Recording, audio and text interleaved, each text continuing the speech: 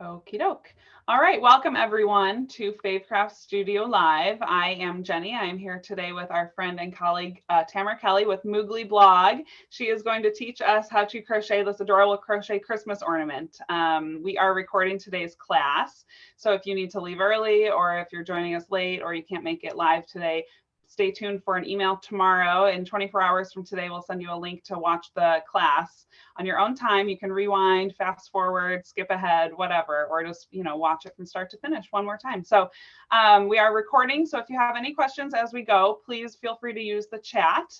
I am also joined today by my colleague Dana, who will be helping moderate today as well. Okay, I'm going to go. We do have a great introductory offer from our friends at I Like Crochet Digital Magazine. For just $11.88, you can get a one-year subscription to this digital magazine. It's normally $49, so this is 75% off the retail price. It is a great gift idea. If you need that last-minute gift idea for the crocheter in your life, this is a wonderful idea. So it publishes 6 times a year. You also get access to all of the back issues as well. So hundreds and hundreds of patterns. They're all tech edited. It's advertising free, so you won't be bugged with any of those pop-up advertisements that can sometimes get in your way while you're crafting. So I'm going to put the link here to this offer in the chat as well. It's ilikecrochet.com/xmas21. So 75% off the retail price. Thank you all for everyone that has already received that magazine. It's a great deal. And then I also put a link to the pattern in the chat as well that we will be making today. So if you guys need the pattern, it should be in the chat. I will post that as well. So, okay, I am going to pass it over to you, Tamara. Okay, great.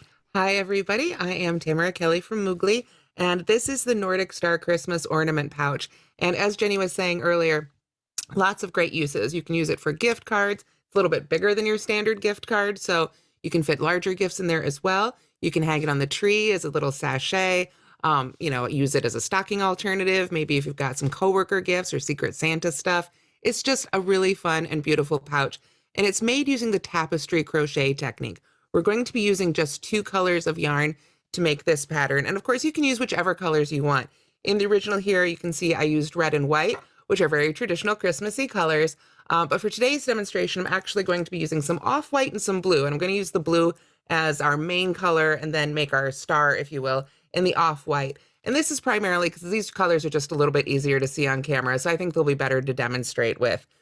This pattern was originally made in Red Heart Scrubby Smoothie, which can be a little bit harder to find these days.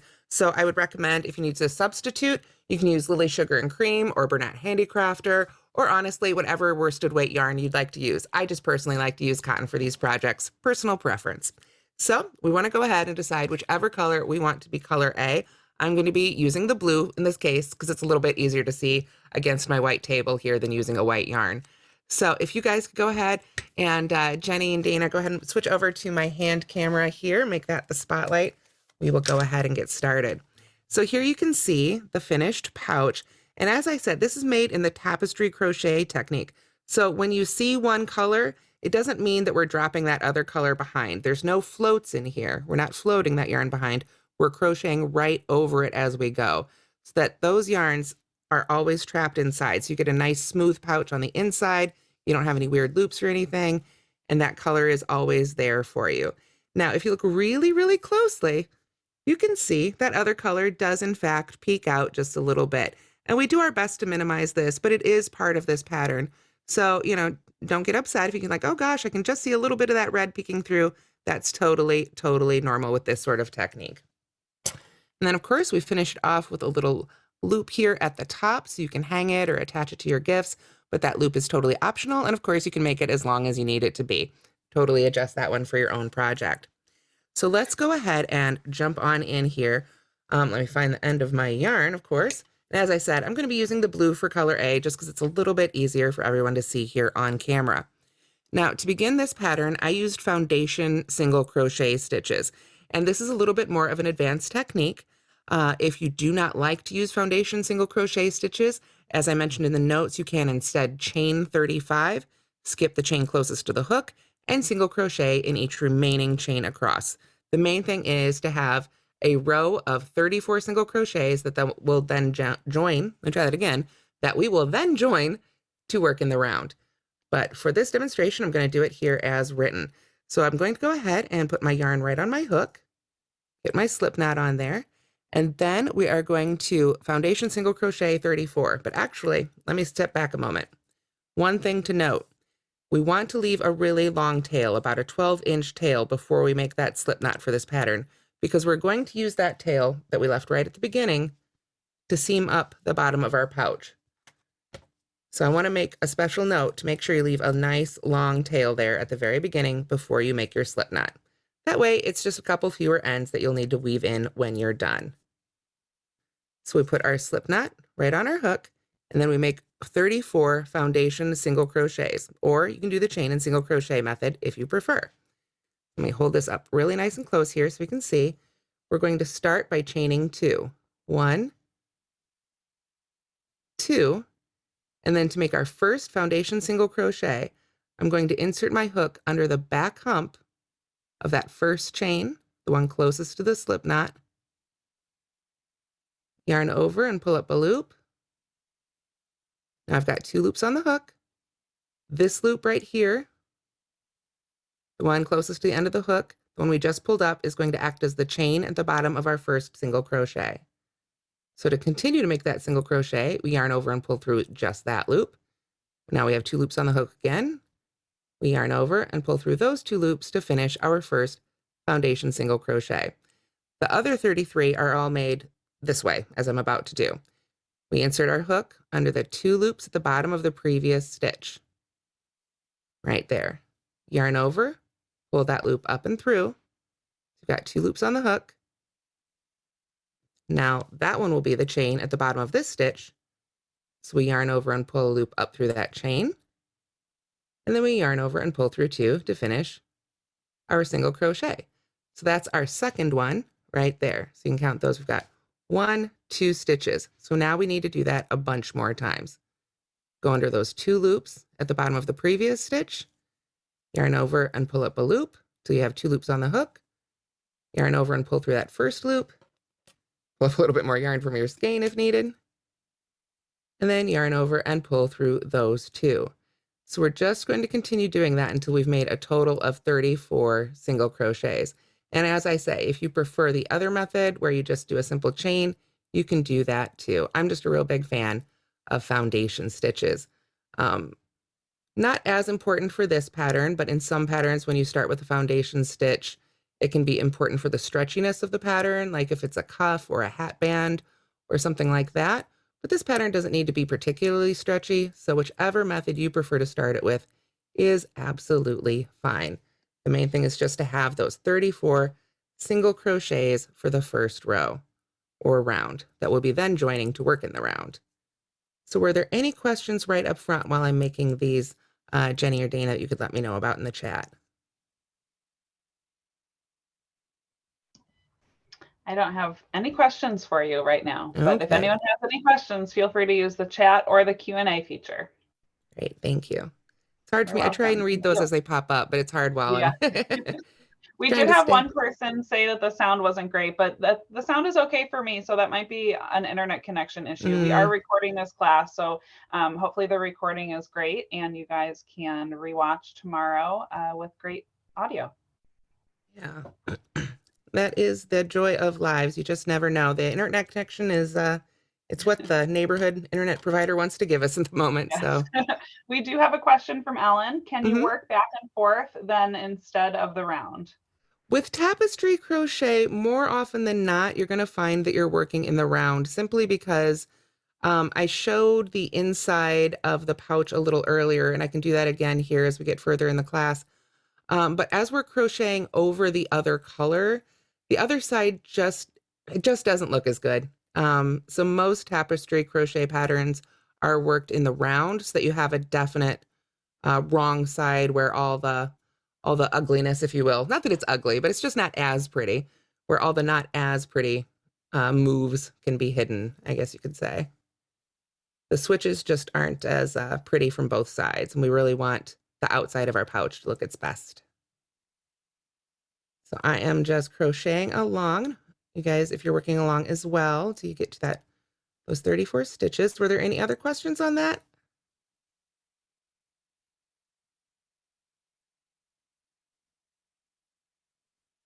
don't hear anything popping up. Okay.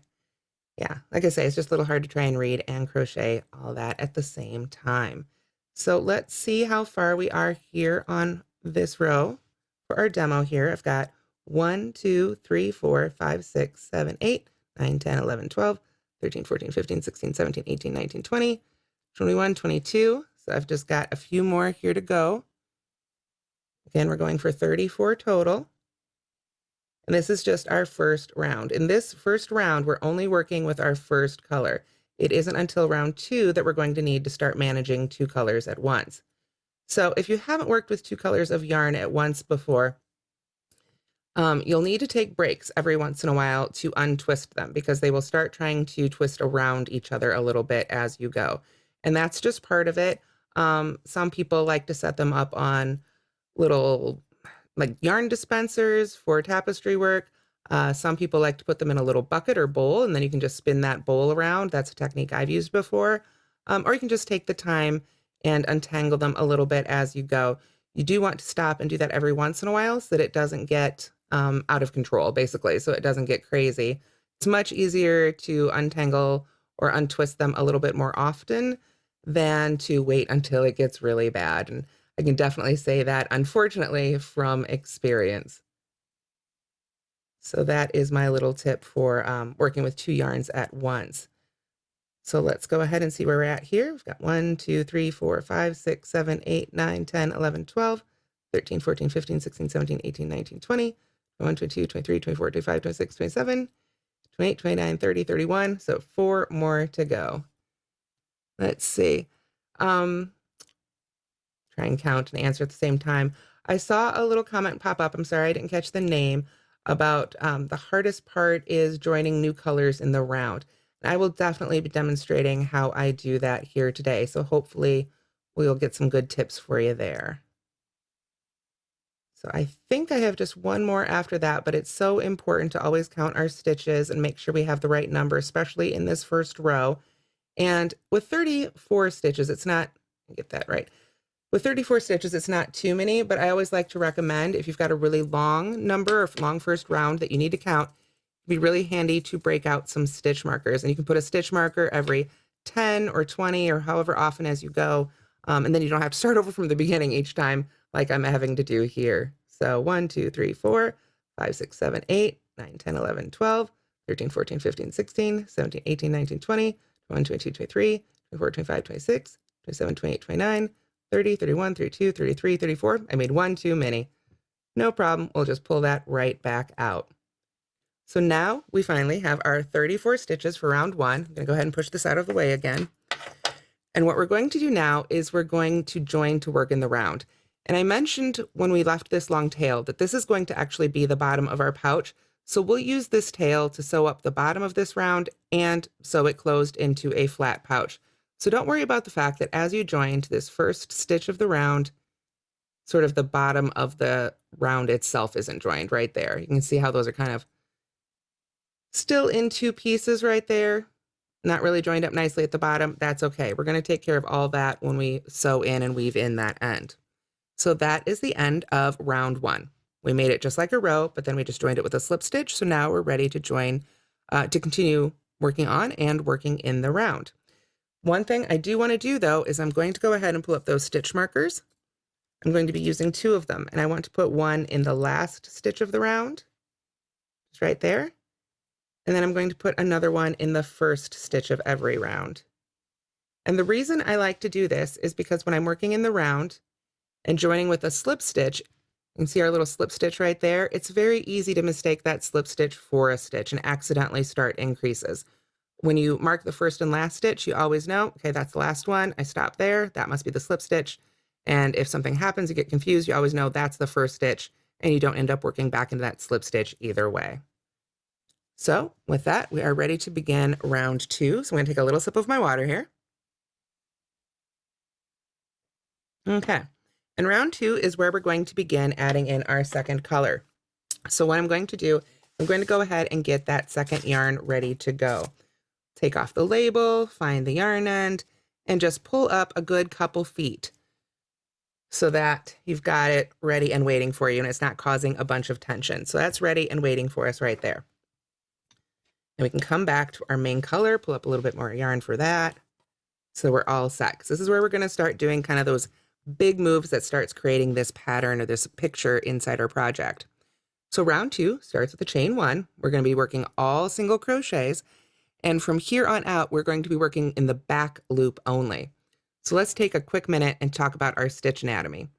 Here we've got our row of single crochets. And if we look at the top of the stitch, let me get that to focus a little better. There we go. If we look at the top of the stitch, you can see there's 2 loops. There's the one that's always closest to you, the crocheter, and there's one that's further away. If we flip it over, same thing. We know what closer and further away means. So the one that's closer is the front loop, and the one that's in the back, furthest away is the back loop.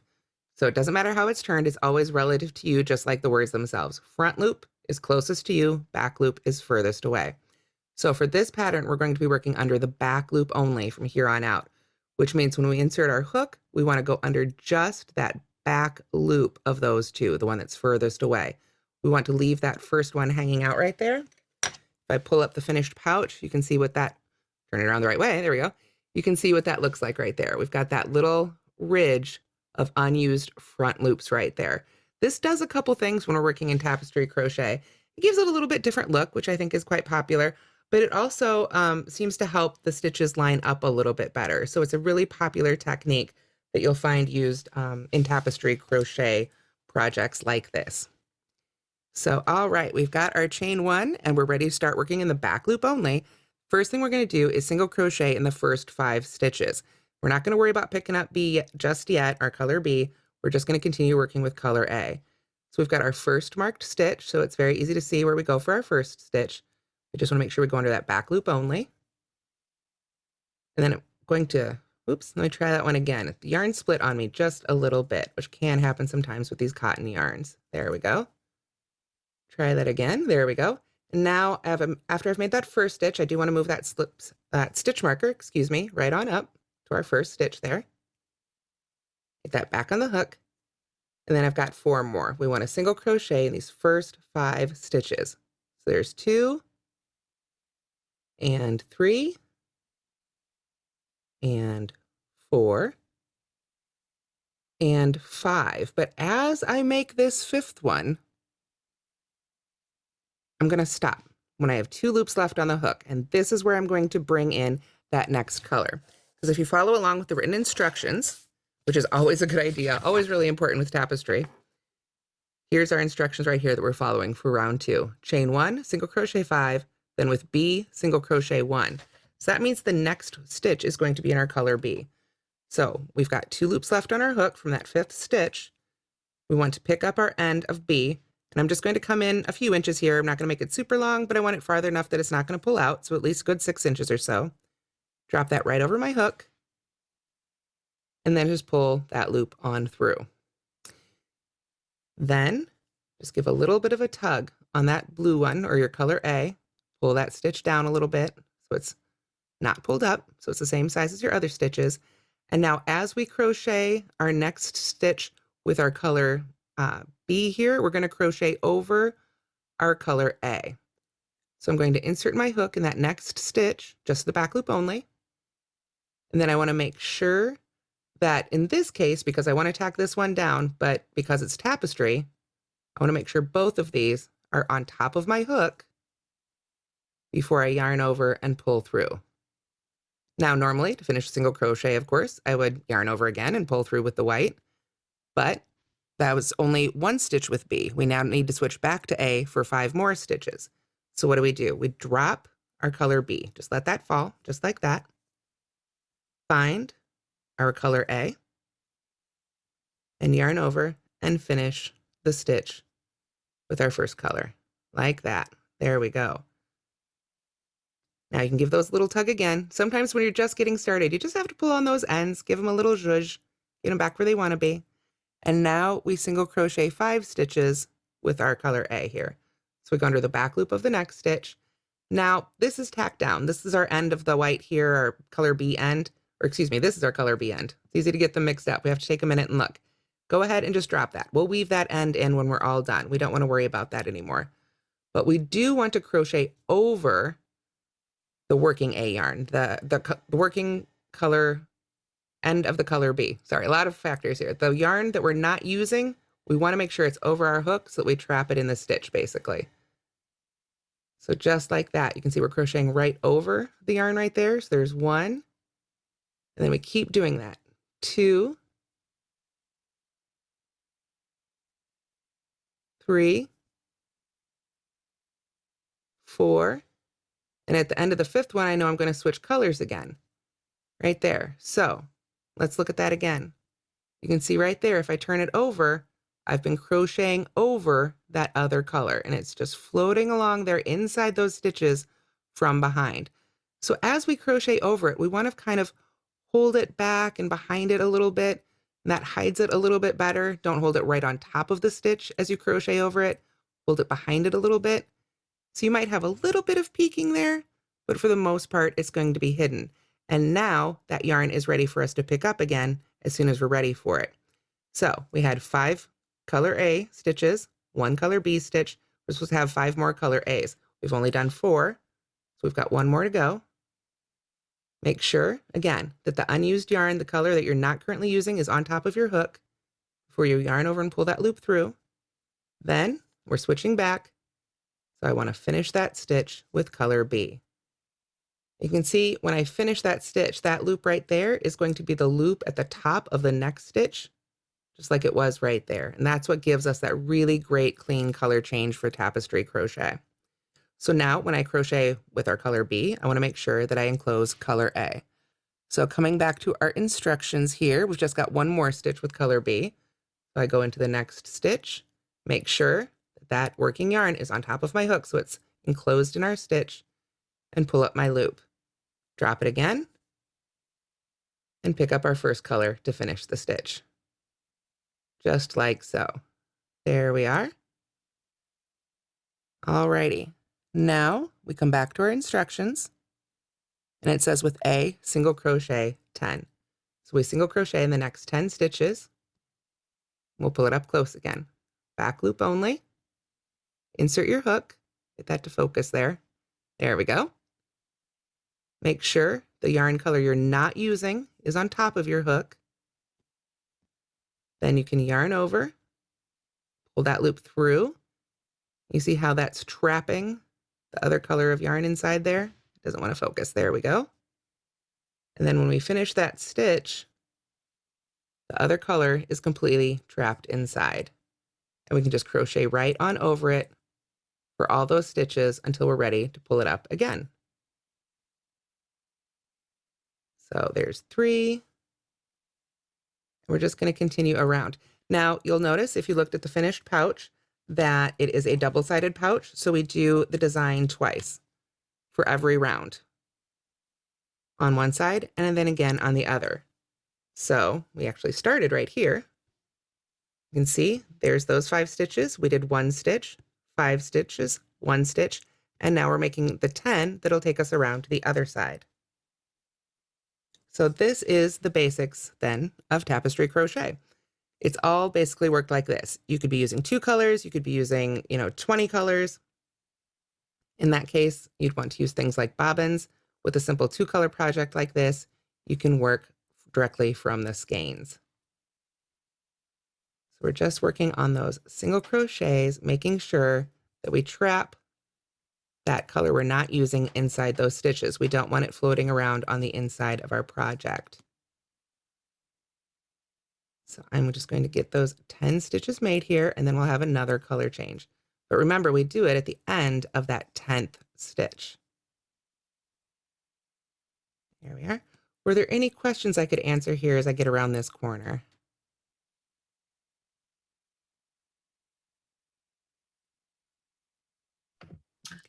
We don't have any questions right out the gate. A few folks are saying, it's difficult, it's challenging to follow along, and we get comments like that a lot, even in our really basic classes, like the Learn to Crochet, Learn to Knit classes. A lot of people choose to just watch it the first time around because you can't pause and restart or go back. And unfortunately, I do have to keep going because we only have an hour. It's always Right, different in right. person, but yes, definitely. I always say, even when I watch tutorials online, I pause, I slow things down, I speed them up all the time. I totally get it. But like I say, we're just doing single crochets through the back loop. The main hard thing is really managing these color changes, and that will take practice and it comes with time. Um, and we'll keep doing it here. We'll keep doing it together, and hopefully it'll get a little bit easier here as you go. So let's see here. We've got 1, 2, 3, 4, 5, 6, 7, 8, 9, 10. I actually went too far. Let me pull a little bit of these out while we were chatting here. I can never count. I always try, but I can never count and chat at the same time. 1, 2, 3, 4, 5, 6, 7, 8, 9. Why did I pull out the 10th? Because I know the 10th is where I need to do that color change. So I'm going to go under that back loop again for the next stitch. This is our 10th one. And get that camera to focus there. It doesn't want to focus today. Make sure the color I'm not using is on top of my hook. Grab the color I am using. Pull that loop up through the stitch till I've got 2 loops on my hook. Then, because I know that I want the next stitch in the other color, I'm just going to drop it. Drop that other color you're not using anymore behind. Don't worry about it. Yarn over with your new color and pull that loop through. And now you're ready to do the next one.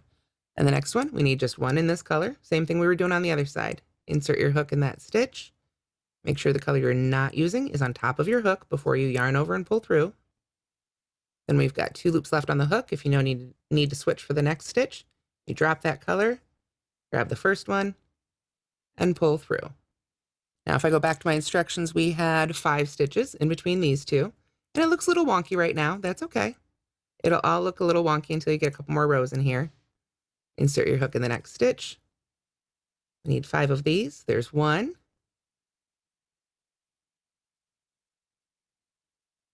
And I get there 2. And 3. And 4. And you can see how this yarn's starting to kind of tangle up in my hand. We're going to need to manage that here at the end of this row. I just kind of do it at the end of every row. For some of the more complicated rows, you may want to do it a little more often, but the technique is the same. This is our 5th one here. So we need to switch colors again. We just drop that first color and pick up the next one and yarn over with it. And then we have just 1 stitch in this color right now. I know that for this round. So I can drop that again and pick up this one. And then we can just finish off our round. But when we do that, we want to still make sure that we're working over our unused color, because we want it to be available for us when we're ready to use it again. So I see Donna commenting that what I'm calling a single crochet stitch, she learned as a double crochet stitch. And Donna, it sounds like you might have learned how to crochet using UK terms or British crochet terms. So nothing wrong with it, nothing wrong with you were taught. It's just over in the UK, they tend to call this a double crochet. They call what in US terms we usually call a half double crochet. They call it a half treble crochet. And our double crochet is a UK treble crochet. So a little trivia for everybody there today. If you see a pattern that, if you're a crocheter and you can look at a pattern and you say, I know that's single crochet to me, but they're calling it double crochet, it probably means they're using UK terms, and vice versa. So there we go. We have worked all the way around here for round 2. I have trapped that unused color inside for all those stitches, and now I have a little bit of a tangled mess right here. It's not really tangled. I shouldn't say tangled. It's not knotted. It's just twisted together.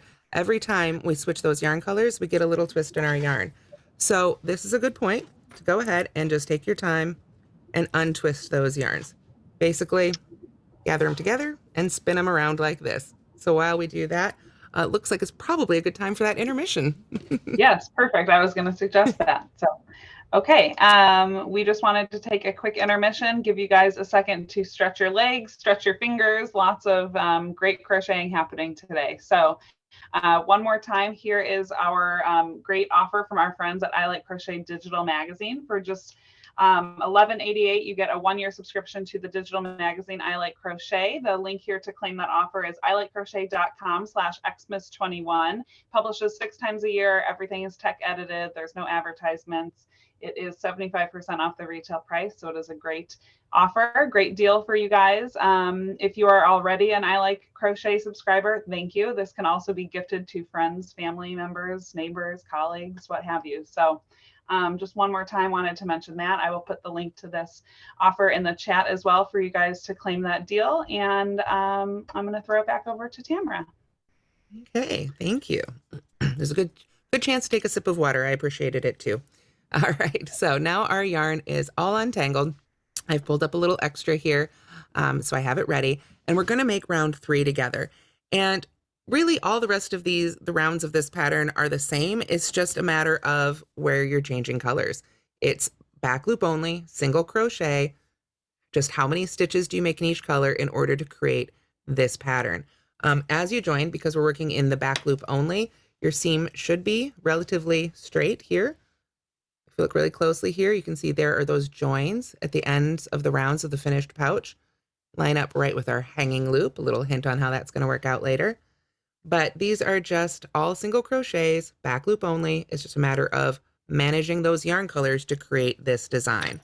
So even though I'm sure we won't get through, all the rounds of this pouch, the technique really is exactly the same. So let's do round 3 where it does start getting a little bit more complicated. We've got a few more changes. We're going to go ahead and finish round 2 though with my slip stitch. I'm not going to worry about including, the other yarn color in the slip stitch. I'm going to just go ahead and make that right here, like so. And then we begin round 3, of course, with a chain 1. And then we single crochet in those first 5 stitches again. So you can go ahead and move that stitch marker out of the way now if you like and set it aside. Back loop only again. Make sure you go in that back loop only for that first stitch. And then I always like to just put that first stitch marker right back in that first stitch. And here's a little tip for you guys too. I've had people point out, I didn't even realize it was something I did. It was something a little unconscious until I had people point it out in other videos. When I need to take my hook off my loop off my hook, I should say, really quickly for something like that, like putting in a stitch marker, I like to just drop it right over my first finger. That way the loop's kept open. It's, a good way to just hold on to my work. It's not falling out of my hands or anything. I've got a good steady grip, but then I can also just insert my hook right back into that loop. And the reason that's important is because when we pull our hook out of our loop, especially on a project like this, where it's the same stitch over and over again, you want the loop to not get twisted. I could end up accidentally inserting my hook basically this way, and then my loop's going to be twisted. We want to make sure that as we pull down on the working yarn, the part of the loop that moves back into the stitch is in front of the hook. So by just dropping it on my finger like that, it's just a really easy way to always make sure that my loop doesn't get twisted. So there is my hint for that maneuver. So we've got our first stitch there, but what did I forget to do? I forgot to work over that other color of yarn. So I'm going to pull that stitch right back out and go back in and make sure that our color B is right over our hook. We don't want to try and float that around inside our project because that's going to create loose loops that can get caught on whatever we're filling our pouch with. So there's 1. And again, I'm just staying under that back loop only for 2, 3, 4, and the next one's going to be the 5th one, but I know I'm going to change colors, so I'm going to stop again with those 2 loops on the hook. Make sure we've got our yarn trapped in there so it's ready and waiting for us right where we need it. If it's not ready and waiting for us, that means we left it off somewhere. So we want to finish that 5th stitch with color B. Stay under that back loop only, go right into that one. For round 3, we're going to do 2 with this color.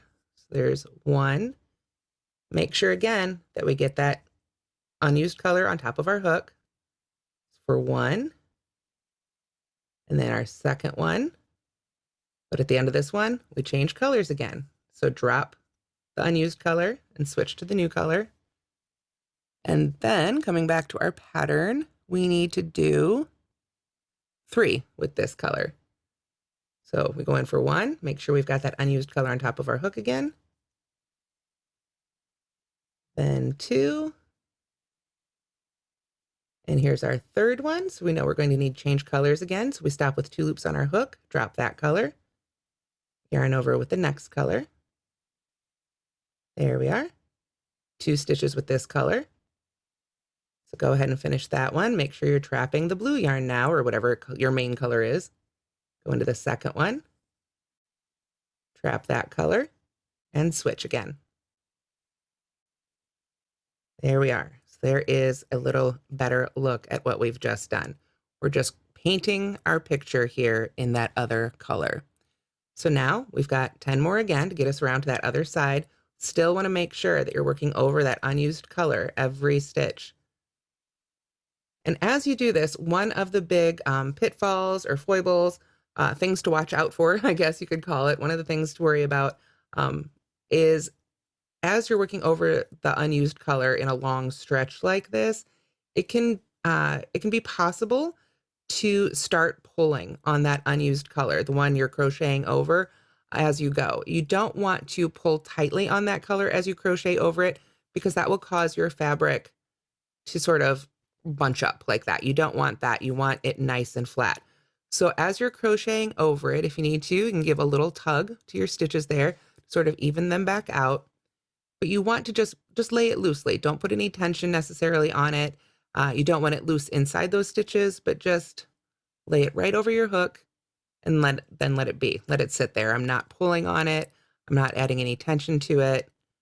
We're just letting it lay right on top of our hook there. We don't want it to be really tight inside those stitches or really loose. So something else just to think about as you practice this technique. So I'm getting around here, and luckily, because we've already established our pattern a little bit, and we were on the other side here, I know what I'm going to be doing on this side. So I can get right up to that first white stitch there, or the contrast color. Stop with 2 loops left on the hook. Now I can drop my blue and pick up my white to finish that stitch. And now I know I need to make 2 of these stitches. Still, now I want to trap the blue one so it's ready for me when I come back to it. So there's 1, and then 2. Now I drop the white and go back to the blue for 3 stitches. And I always give just a little bit of a tug to straighten that one out and just get it behind there so I can get ready to crochet over it, but I don't want any real tension on there. I just want it to lay nice and even. So there's 2, and here's our third one. So I'll drop that now. Yarn over with the white, or color B. 2 stitches with this again to keep working on our design. There's 1 and 2. Drop that color, pick up this color, and then continue on to finish it up. I think there should be 5 stitches here at the end. We just want to make sure again that we work over that unused color.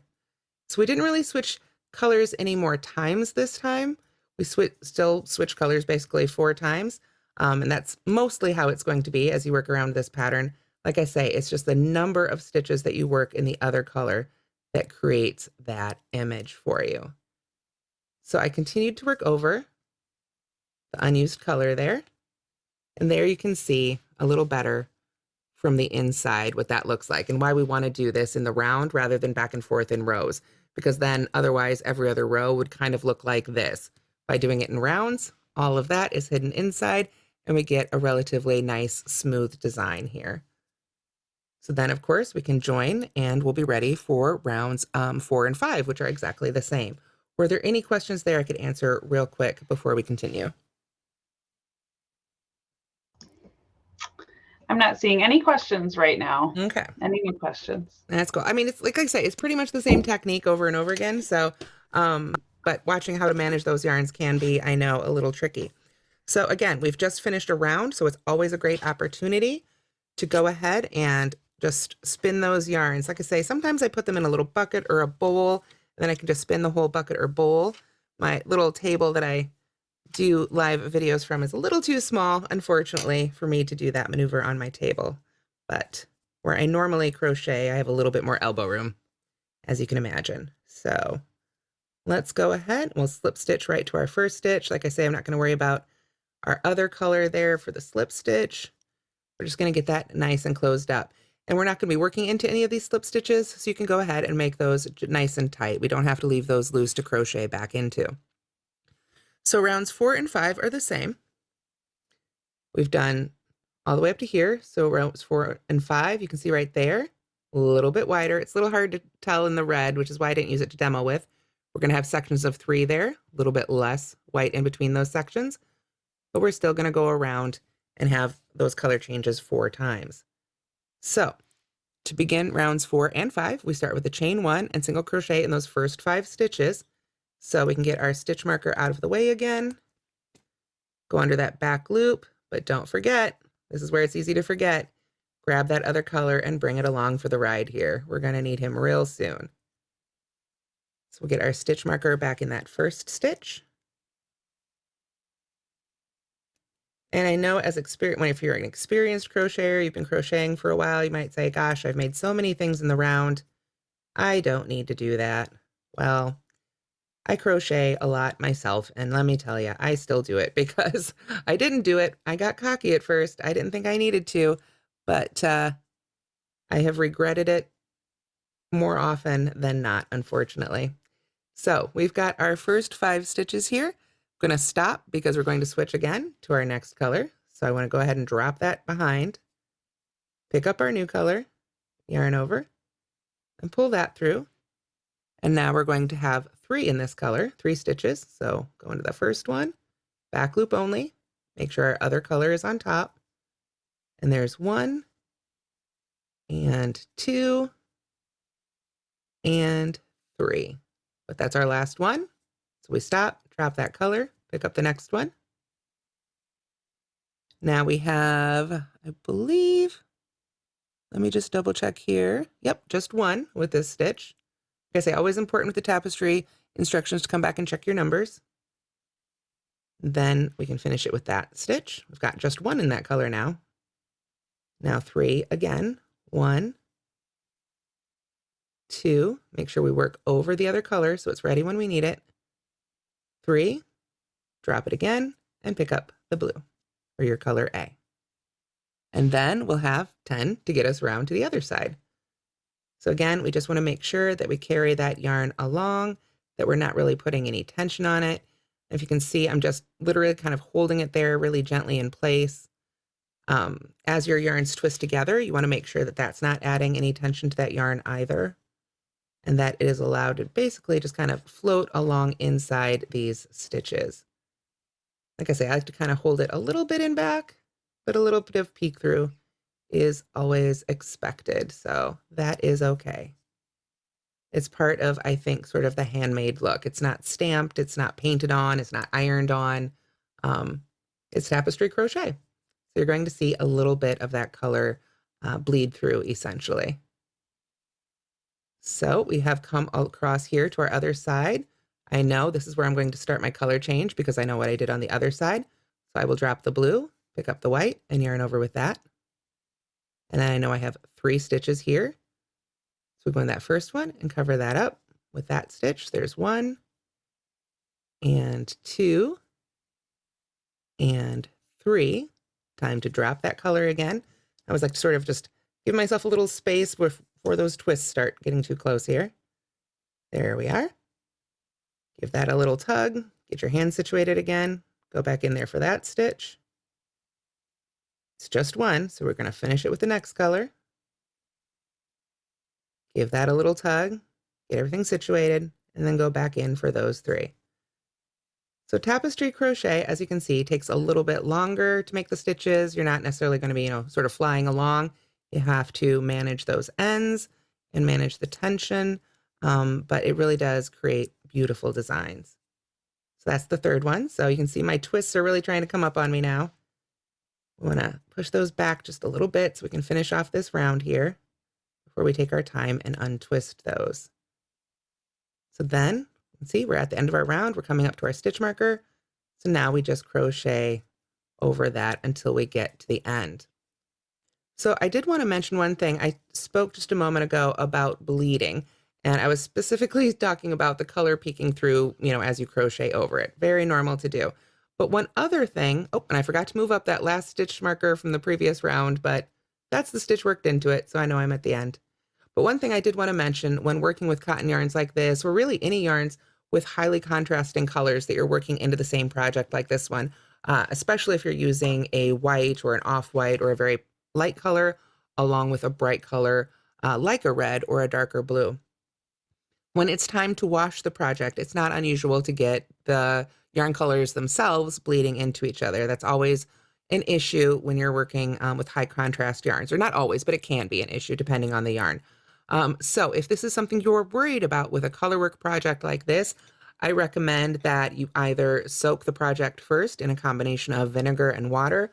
I don't know the exact amounts. You can probably look that up online. The vinegar helps set the project, helps set the colors, set the dye inside the yarn. Alternatively, my lazy way is I'll throw it in the wash with a Shout color catcher from over in the laundry detergent aisle. They're designed to pick up any dyes from generally purchased clothes, I suppose, that are floating around in the wash so that you don't end up with a bunch of pink t-shirts. But they're really great for colorwork projects like this as well. I try and keep a box in my laundry room. And then if I've got something with 2 colors like that, it seems to just pick up any extra dye that ends up in the wash. And then, then my colors stay nice and clear. I can tell you one of my very first full-size blankets I made was in crocheted with cotton yarn and it had that speckle in it, and the speckles bled, and it was all just a pale pink when it came out of the wash. So I always like to share those tips so that people aren't disappointed when they go to wash their projects.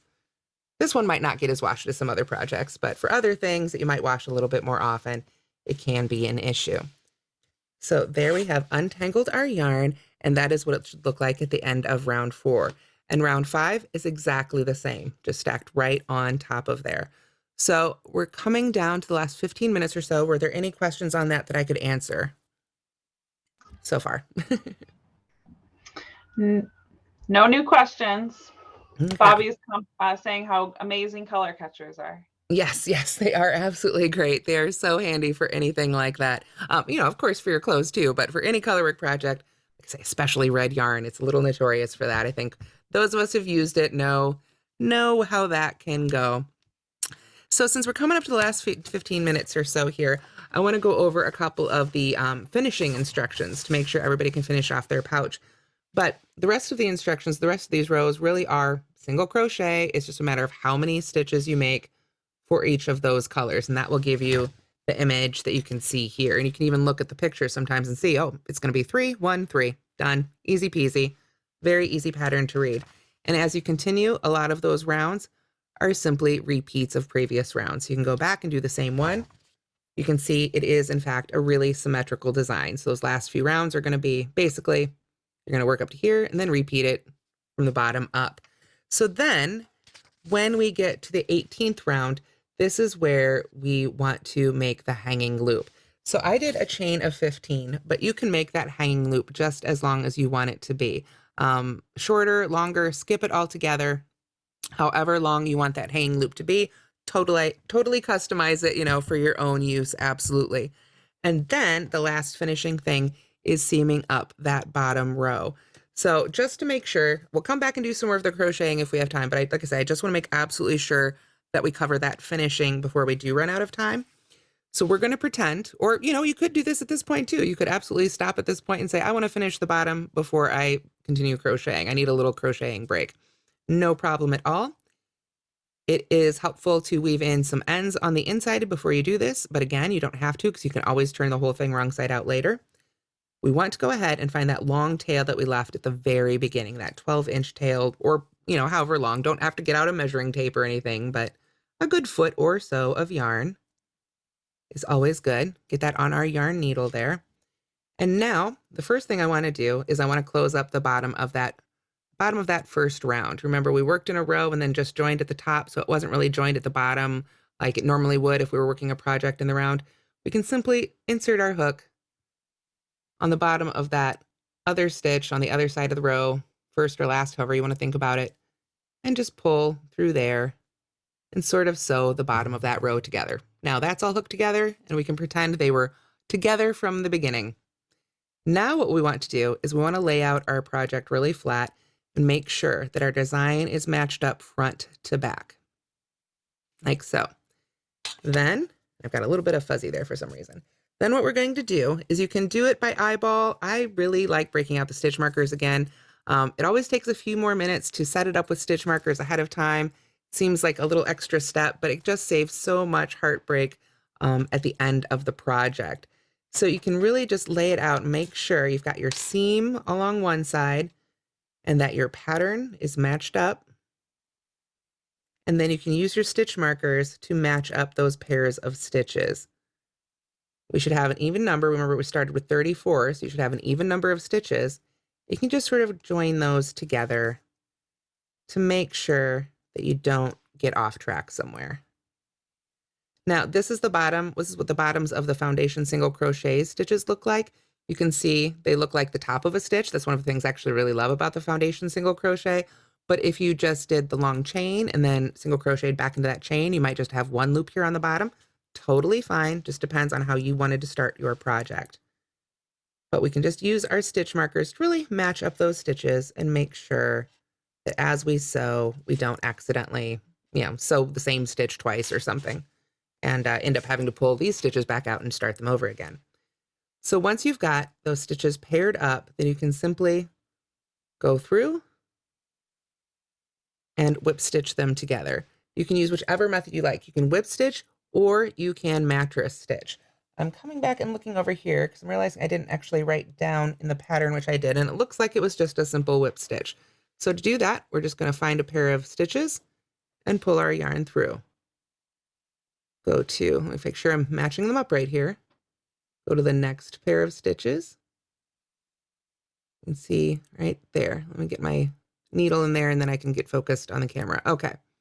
Got my needle under right of that pair of stitches basically across from each other, and we just whip stitch them together.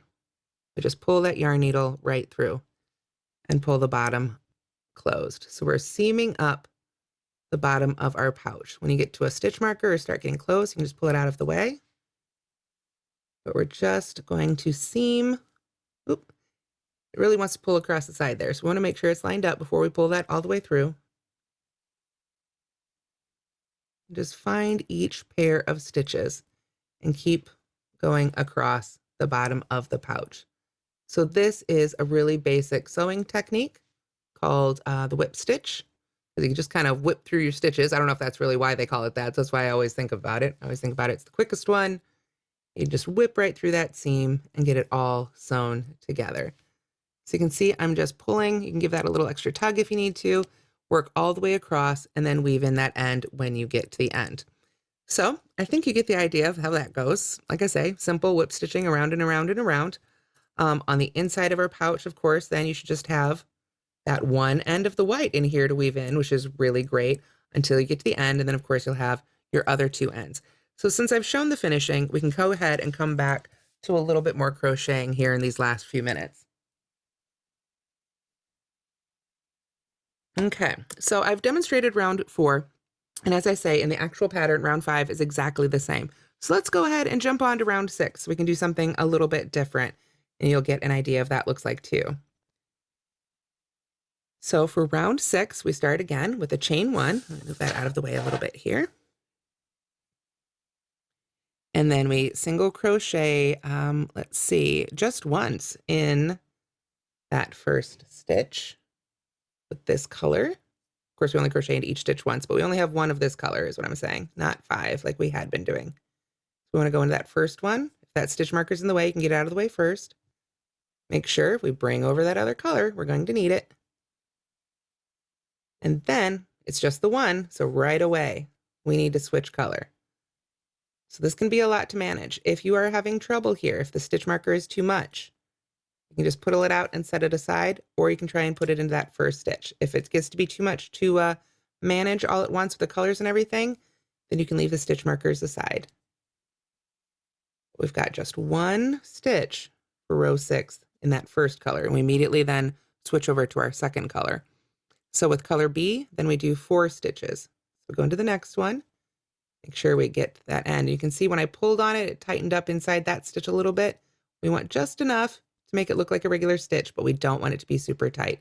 Then I just lay it right over my hook and crochet right over it again. So now I've got, oh, let me try that one again.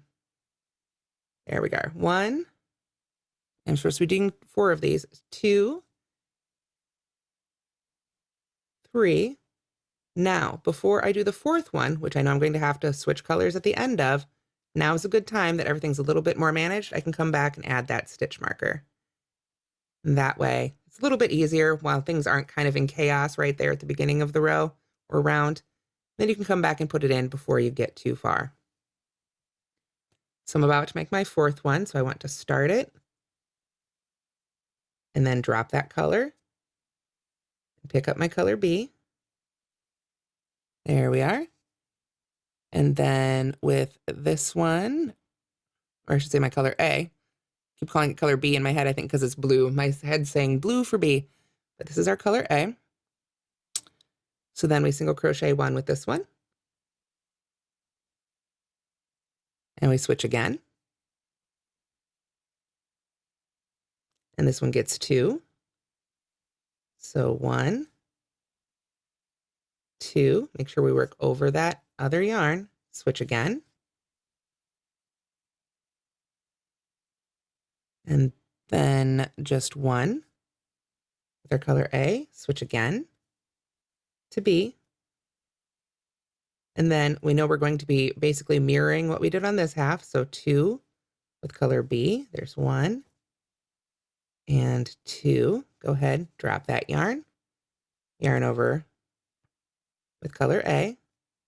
We have just 1 stitch with color A. I'm going to go ahead and give that one just a little bit of a tug before I yarn over and drop it and pick it up and switch. There we are. And now I need 4 stitches in the white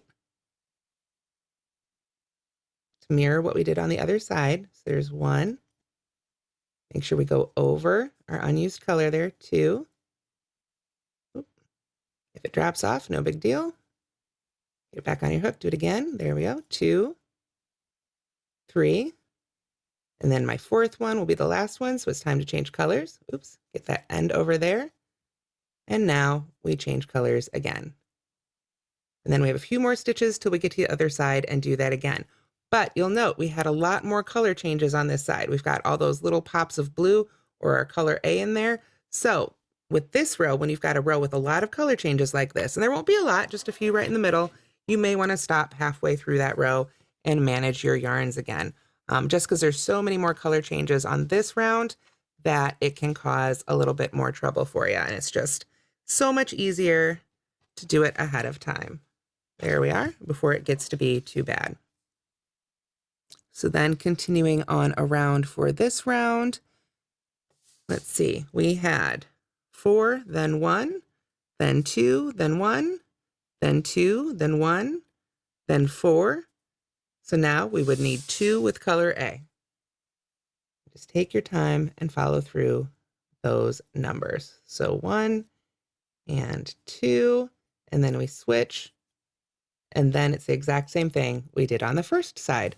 So hopefully that gave you a really good idea of how tapestry crochet works, especially really simply in single crochet. You can create some really beautiful pictures, but really it's just back loop only, single crochet. The main thing is managing those color changes as you go. Make sure that you work over them so that they're trapped inside and you get this nice smooth finish. I did promise to show you the inside of the pouch one more time here before we go. So here's the original, so you can see what that looks like with tapestry crochet from the inside. This is where all that craziness happens, but we hold that yarn in behind and really crochet right over it, and you get this great look from the outside. So I think it's time I have to turn it back over to the lovely ladies at Fave Crafts here. Thank you, Tamara, so much. That was wonderful. We do have one quick question from Anna. I don't know if you have a chart for this pattern or not. She's wondering if you have. You know, I don't, but I love the idea. I saw that little come up and I was like, why don't I have a chart? That is a really great idea. I should absolutely, I'm literally writing a note to myself right now, make a chart, because you're right. This pattern could use one. And I appreciate the suggestion. I will add one as soon as I can. Perfect. Well, thank you so much. And thank you all for joining us today. That was wonderful. I hope you learned a lot.